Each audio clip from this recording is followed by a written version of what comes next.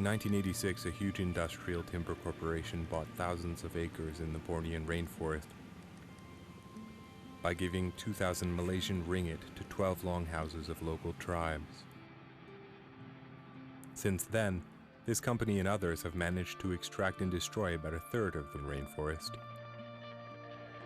about 6.9 million acres, and the local tribes have been evicted from the area or forced to work for the logging companies at slave wages.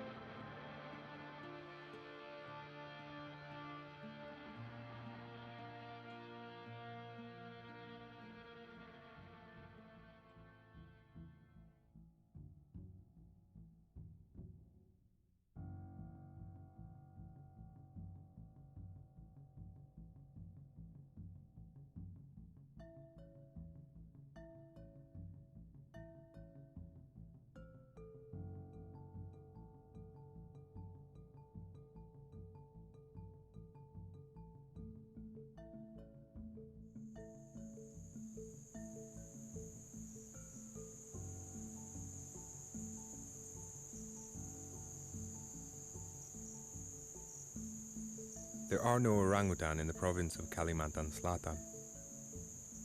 Or at least that's what locals have been led to believe. Perhaps because the presence of endangered species slows down the forest's conversion into cash crops. No orangutan here.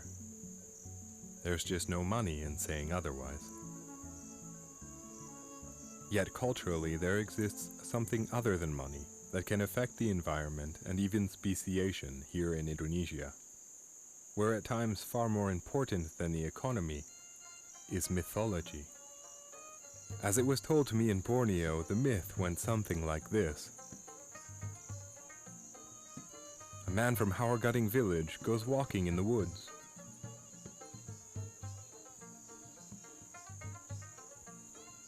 And a female orangutan comes down from the treetops. And who knows how exactly, but she forces him to get her pregnant. So with fiery orange hair and large forearms, his own son shows up on his doorstep one day, the Orangutan Boy of Hawargading. Villagers make a cabin for him on the edge of the jungle, where they visit often, that is, until he heads decisively back to nature. Early morning here on the riverbanks of the village of Hawargading, women pound hay to be woven into distinctive carpets.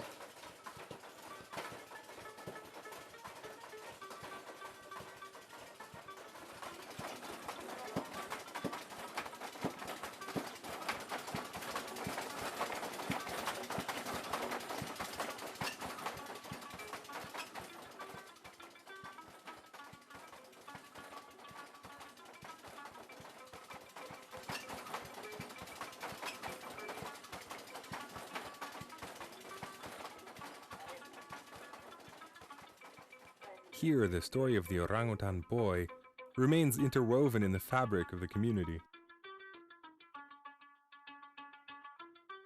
Passing their mums on the way to class, are these kids too young to remember him? Anyway, without this story, it's likely not a word would have been said for the endangered great apes nesting in the forests, which belong to these villagers.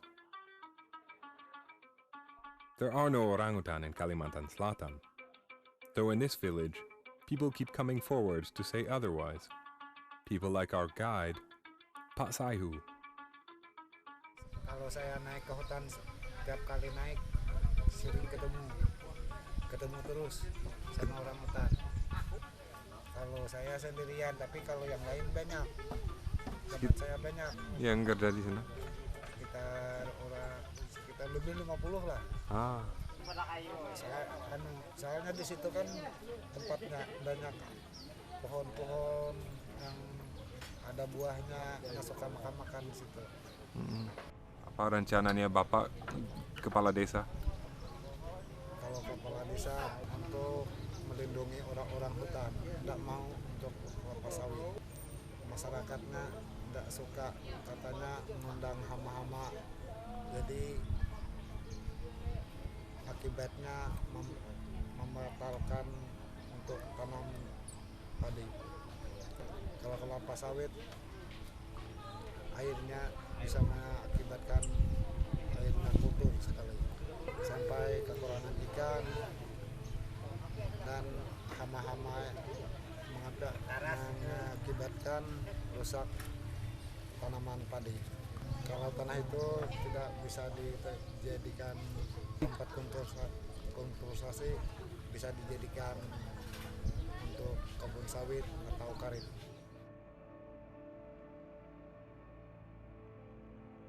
Research has it that for each square kilometer of forest in which as many as 10 orangutan can be found, there are also 5 types of hornbills, 50 types of fruit-bearing trees, 15 other kinds of trees, and what else? I asked these loggers.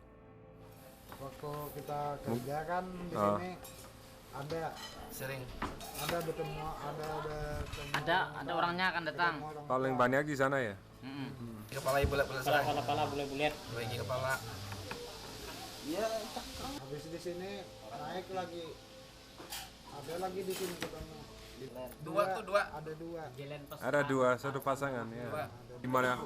Di mana ada paling banyak makanannya? Di sini sebelah sini. Oh, itu pohonnya. Oke. Pohon. Sarang, Ya, sarang. banyak sarang di sana. Ini pohon kau. Banyak sarang di sini. Sarang Terus buah itu apa namanya? kaca puri. Kaca puri. Buah piait. Piait ada juga. Tapi dia tidak bisa dimakan ya? Bisa dimakan kita. Oh, bisa ya? Iya, sama-sama. Lebat. Kalau hewan lain kayak rusa. Babi Babi sering. Banyak. banyak di sana, banyak pernah ketemu sampai lebih 15 ekor. Wah.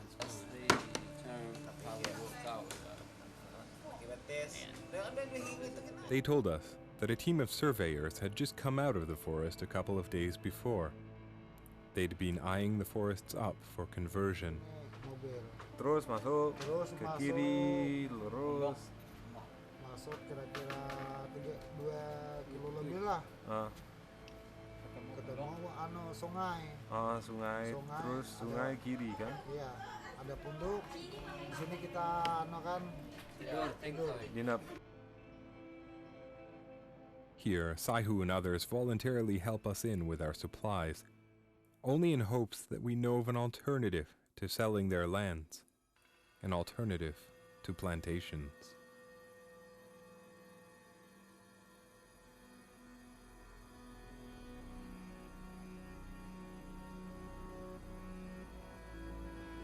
But because the rivers were dry, finally we had to go in on foot. With highs of 40 Celsius, fires breached indeterminably upwards and traveled on through the root systems. In the height of the dry season, the sky was beiging gray as it had been all month, mostly due to slashing and burning. It's that time of the year when you wake up with a sore throat almost every morning.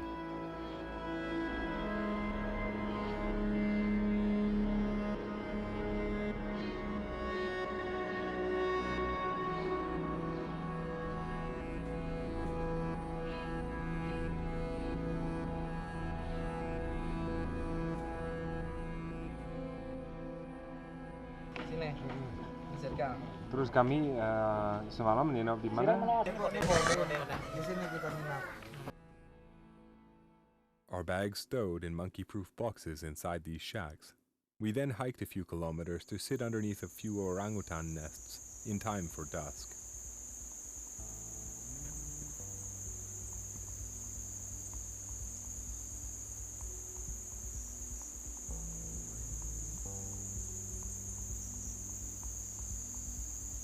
Andy and I sit beneath an orangutan nest at dusk.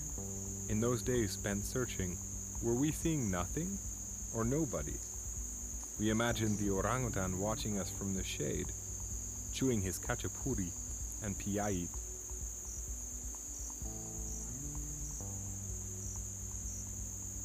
As sunlight fades, our guide picks up his machete and begins to hack a path back to the main trail. I tell him that we have headlamps and not to worry. He replies that he's going back out of fear for that which cannot really be seen with our eyes.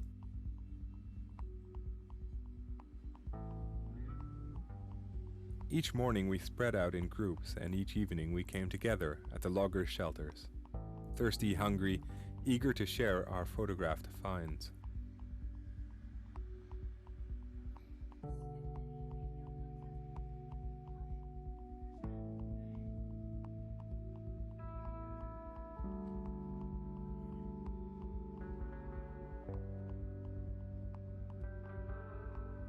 Here a dead snake floats down polluted trenches, flowing through nearby plantations.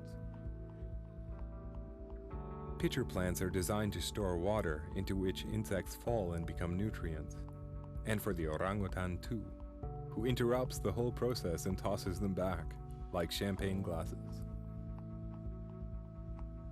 In one block, we found 2 to 6 orangutan nests on average. Except for the young, all members of a congress will create nests.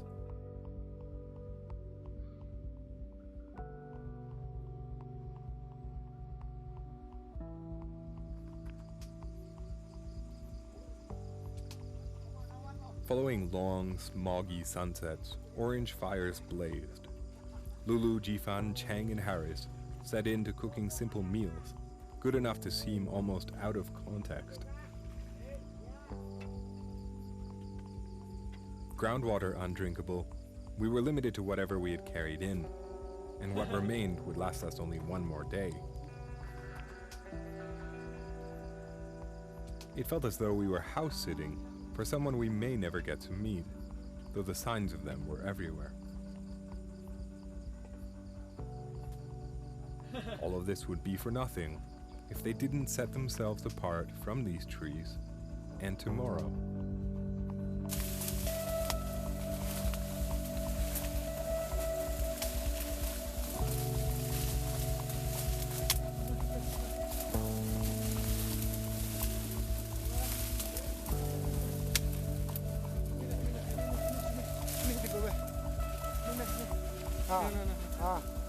Ya kan? Duduk.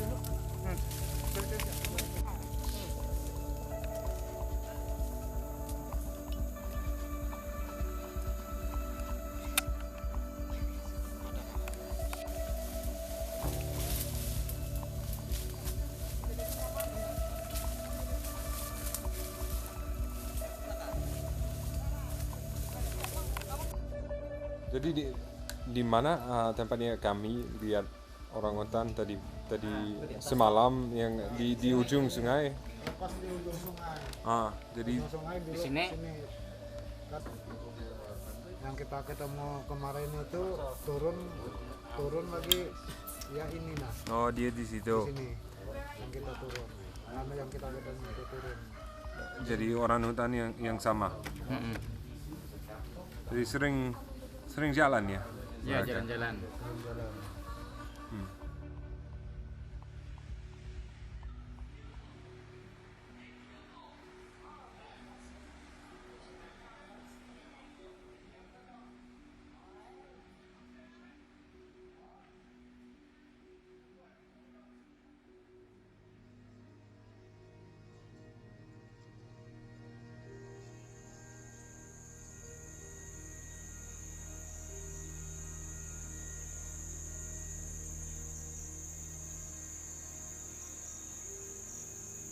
On the way out, our driver tells us that somewhere out there's an entire community of half-human orangutan.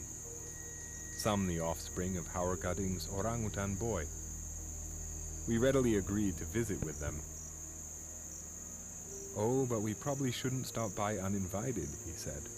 For what's more, they're sometimes not visible to the human eye.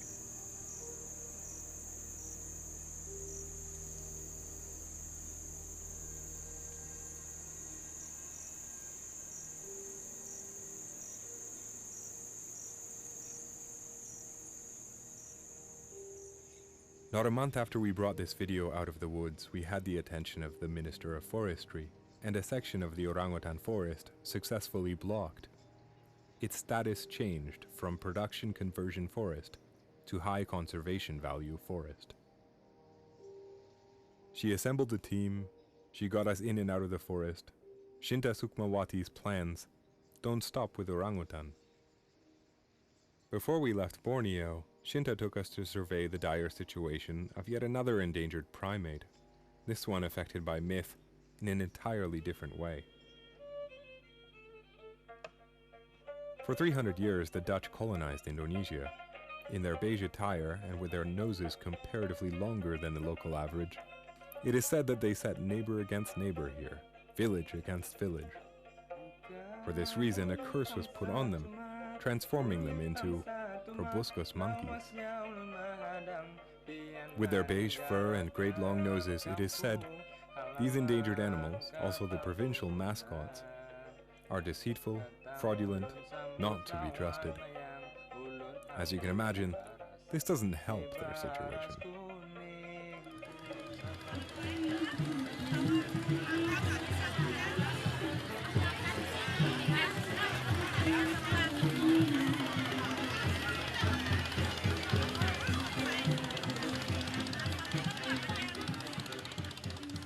Morning at Pasar Kloto, a floating market in a city where the names of rivers are substitute for street names. Kota Seribu Sungai, the city of 1,000 rivers, Banjarmasin.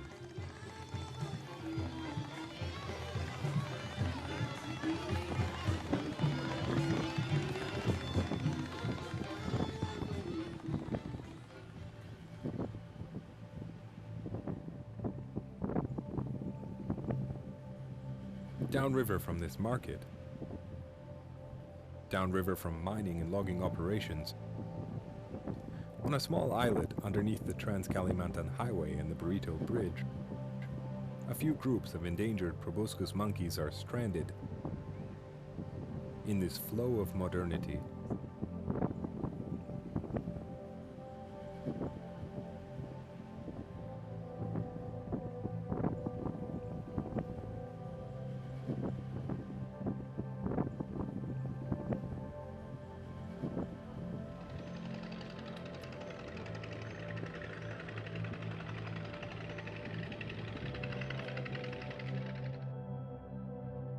These precious and defenseless little herbivores were shipped here from Pulau Kaget, an island further downriver, after their home was stripped of Millingtonia trees for the production of cork, leaving these families huddled together on this modernizing islet.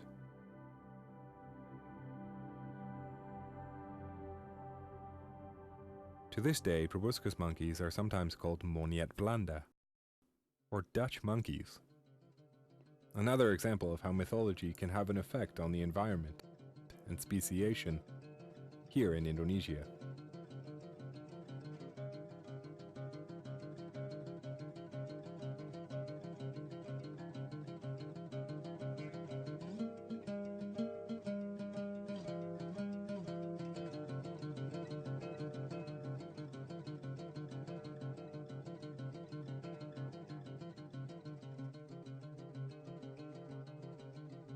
During our brief time in the city, we planted some fruit trees for these gentle creatures. Cleaned up mounds of trash littered from the bridge overhead.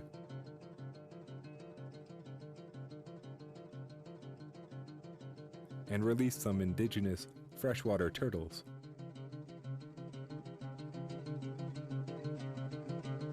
And our time was up. Not only did Shinta get us in and out of the forest, we were also in and out of schools and universities teaching elementary biology lessons.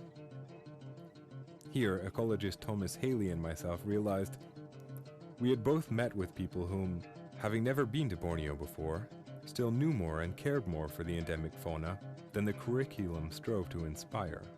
For this reason, Shinta plans to travel, village to village for the next few years, to explain the many real reasons people should avoid selling their forests for only so much rupiah, and hopefully to present them with alternatives.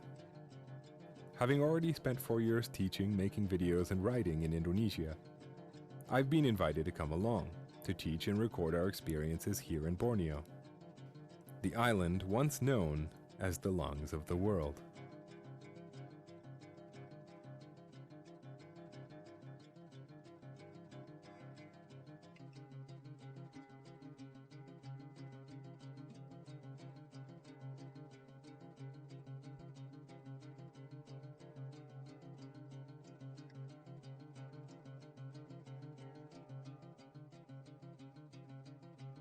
Sahabat Bekantan Indonesia, friends of the Proboscis, put us up in a private zoo of mostly orphaned or rehabilitated animals from around the island, like this Bornean tortoise, these poisonous slow lorises, and an indigenous banana-eating river turtle, Rocky.